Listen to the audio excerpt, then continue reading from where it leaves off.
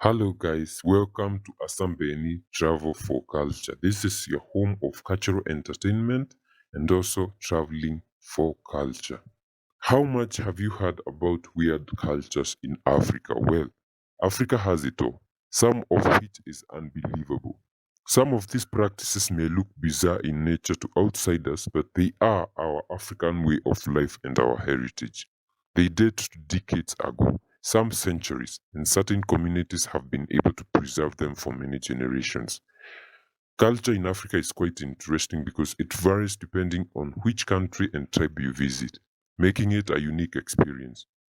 The continent is home to a broad range of people, many of whom practice different beliefs. Here are some of the most weird cultures practiced in Africa. Number one, Malawi's Festival of the Dead. Imagine yourself eating a meal prepared with water from a dead body. Weird, right?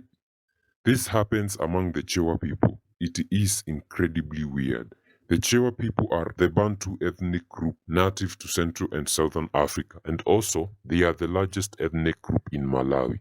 Their language is called Chichewa. Internationally, the Chewa are mainly known for their masks and their secret societies called Nyau, as well as their agricultural techniques. They are found in Malawi, Mozambique, Zambia, and Zimbabwe. The Chewa are closely related to people in surrounding regions such as the Tumbuka and Nsenga. Now, if a tribe member dies in Chewa during the burial ceremony, it is customary for the body of the deceased to be washed. They take the corpse to a sacred place and do the cleansing. In the process of cleansing, they slit the throat of the dead and pour water through the inside, which is then taken from the anus of the dead body after it has been squeezed down the stomach. The process is done repeatedly until the water comes out clean. The water which was extracted from the dead is then used to prepare a meal for the whole community. The people believe the dead has been cleaned up of his or her sins. The whole community is expected to show up when someone dies. The Chewa people often believe that death is not natural but caused by witchcraft. So, since they believe that witchcraft only works on family members, then those who might have killed the person would feel too scared to attend the funeral. Thus, it is expected that all family members must attend the funeral, which means the whole village since they are somewhat all related. Number two, wife stealing in Niger. In the Wodabe tribe of Niger in West Africa, men are known to steal each other's wives. The Wodabe's first marriage is arranged by their parents in infancy and must be between cousins of the same lineage. However, at the annual Gerwo festival, Wodabe men wear elaborate makeup and costumes and dance to impress the women and hopefully steal a new wife. If a man is able to steal away undetected, especially from a current husband who may not want to part with his wife, then they become socially recognized. So, what is this Gerwo festival? The Gerwo is an annual courtship ritual competition among the Wodabe Fula people of Niger. Young men dressed in elaborate ornamentation and made up in traditional face painting gather in lines to dance and sing, vying for the attentions of marriageable young women. The Gerwo occurs each year as the traditionally nomadic Wodabe cattle herders gather at the southern edge of the Sahara before disappearing south on their dry season pastures. The most famous gathering point is Ingal, a town in northwest Niger, where a large festival, market, and series of clan meetings take place for both the Wodabe and the pastoral Tuareg people. The actual dance event is called the Yake, while other less famous elements such as bartering over dowry, competitions, or camel races among cities make up the week-long Gerewo. The Gerewo is found wherever Wodabe gather, from Niamey to other places. The Wodabe travel in their transhuman cycle as far afield as northern Cameroon and Nigeria. At the end of the rainy season in September, the Wodabe travel to Ingal to gather salt and participate in the Kwasale festival, a meeting of several nomadic groups. Here the young Wodabe men with elaborate makeup, feathers and other adornments perform dances and songs to impress women. The male beauty ideal of the Wodabe stresses tallness, white eyes and teeth. The men will often roll their eyes, and show their teeth to emphasize these characteristics. The Wadabe clans will then join for a week-long Gere War celebration, a contest where the young men's beauty is judged by young women. Suitors come to the encampment of the woman to prove their interest, stamina, and attractiveness. The participants often drink a fermented bark concoction to enable them to dance for long periods, which reputedly has a hallucinogenic effect. Number 3. Lip widening among the Sudanese women. This culture is popular among southern Sudan and southwestern Ethiopian tribes. When a woman reaches adolescence, she has her lower teeth removed to make room for a lip plate. The lip plate is increased in size yearly until it is an astounding size. Some of the men do this similar exercise with their ears. They also indoctrinate their warriors known as stick fighters by inflicting scars on them. The belief is that the more scars they have, the more attractive they are to female members of the tribe. Circular lip plates called Dabi Atugion are worn by some Mulsi women near Jinka in Ethiopia's Omo Valley. Archaeologists have discovered lip plates in the region stretching back 30,000 years. The bottom lip is pierced and a wooden peg inserted, which is then replaced with larger pegs. Once the hole is big enough, the first succession of ornamental ceramic saucers are inserted, stretching over a period of years. Number 4. Bull jumping in Ethiopia. Bull jumping is a treasure for the Hama tribe in the Omo River Valley. This 3-day event is the most important rite of passage for every male initiate. It remains in practice for the 3rd century now. Bull jumping is not a small thing though, even for the bravest of Hama boys. An initiate jump over the backs of 10 castrated bulls, smeared with dung to make it even tougher. Young men of the Hama tribe, one of many in the valley, prove their manhood by jumping on praise bulls and then running across their backs, all while naked. A young boy has to strip naked, run, jump, and land on the back of the bull. This is then followed by running across the backs of several bulls arranged in a straight and closely knit herd pulled by the tail and horns by older men. The practice is known as Hama. The practice is a coming of age ceremony, and only when the participant has traversed the bull run 4 times will he be allowed to marry. Sleep and you risk a hard fall. Because it's manhood initiation ritual, failure is likely to affect the perception of someone's manhood and of course can have all sorts of dire consequences. Number 5. Fattening body men. Every June or July in the Omo Valley, Ethiopia, Kael, the body lunar new year, takes place. With it comes an extraordinary show of pageantry.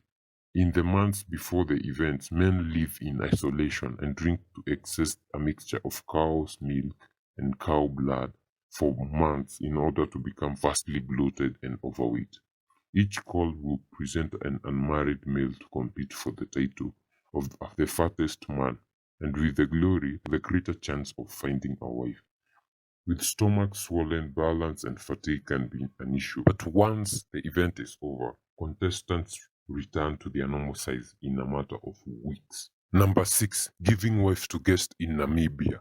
The Himba tribe is found in northern Namibia. The tribe has smaller sub-tribes of Ovahimba and Ovazimba people who are the inhabitants of Musati and Kunene areas of northern Namibia.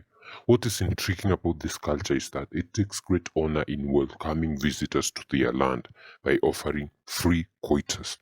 The rationale behind this tradition is that this is a gift to the guest in the land. With the Himba tribe, a husband gives his wife to the guest to warm his bed on the day he arrives. They call it Ogujepisa or Mugazendu treatment. When the husband lends out his wife to a guest as tradition demands, he sleeps in a different room, and in cases where the house is small, he has to make do with spending the night out of the house, staring at the stars as the wife welcomed their guest. The tribe says that this culture is passed from one tradition to another as a way to encourage harmony and cut off jealousy among people in the community. In the Himba tribe, men decide what is good and what is bad. The patriarchal community has not given women much say in such traditions. They are required to follow what dictates of the tradition without asking questions. Number 7. Whipping to earn a wife. Before tying the knot, members of the Fulani tribes practice sharo. Grooms get some whipping in order to get a wife and respect from society. The wedding is called off if the groom isn't strong enough to bear the grief. The bride's family has other options than flogging, such as the dowry payment option known as kugwal, or the Islamic ritual known as kabal, which is similar to a wedding but takes place without the bride and the groom. Number 8. Potency test in Uganda. How much influence should aunties have on their nieces? In many African cultures, aunties provide counseling to their young nieces as they age from adolescence to adulthood. When it comes to marriage, these aunties prepare their nieces for the challenges that lie ahead. However, for the Banyankole people in southwestern Uganda, the aunt had more than the above, especially during the marriage. The primary responsibility of the aunt was to confirm that the groom is potent and that the bride has defended her virginity before the marriage is consummated. As a potency test for the groom, the aunt was sometimes required to have sex with the groom for the confirmation of his potency and virility. She also had to test if the bride is still a virgin before they are allowed to consummate their marriage. Number 9. The healing dance of the sun. Of all the tribal traditions, this one is arguably the most magical. For the San people of South Africa, Namibia, Botswana, and Angola, dance is considered a sacred power. The San of South Africa, Botswana, Angola, and Namibia are, according to some researchers, the world's oldest people. The hunter-gatherer culture stretches back tens of thousands of years, and integral to it is the trance dance, also known as the healing dance. The whole community comes together around a fire for several hours or even an entire night, led by healers and elders. The healers dance around the fire, chant and hyperventilate until they induce a powerful trance-like state. In this state, they are granted access to the spirit world and are often able to walk over fire. The sun healers aren't just doing this to cure physical illness in the community. They also attempt to expel what they call star sickness, a force that causes jealousy, anger, and argument. Number 10. Maasai spitting. Spitting is an essential part of life for the Maasai of East Africa, as it acts as a blessing. People have different views about where the power and essence of somebody resides. With some, spit represents the essence of you as a person. Spitting has also been practiced among the communities which neighbor the Maasai, such as the Kikuyu, Kamba, Meru, and others. To spit is a way of blessing someone by giving something of yourself, your own power, to someone else. It starts at an early age when newborn babies are spat on to wish them a good life. If you leave a place, elders will come and spit on your head in order to bless your departure, and that whatever you do, you are safe and kept well. That is all that we had for you today. If this is your first time, remember, do not forget to subscribe. We keep educating you about our culture and taking you to places where African culture is still being practiced. Thank you for watching. Subscribe, like this video so that more people can watch, and also share with your friends and family. Bye bye.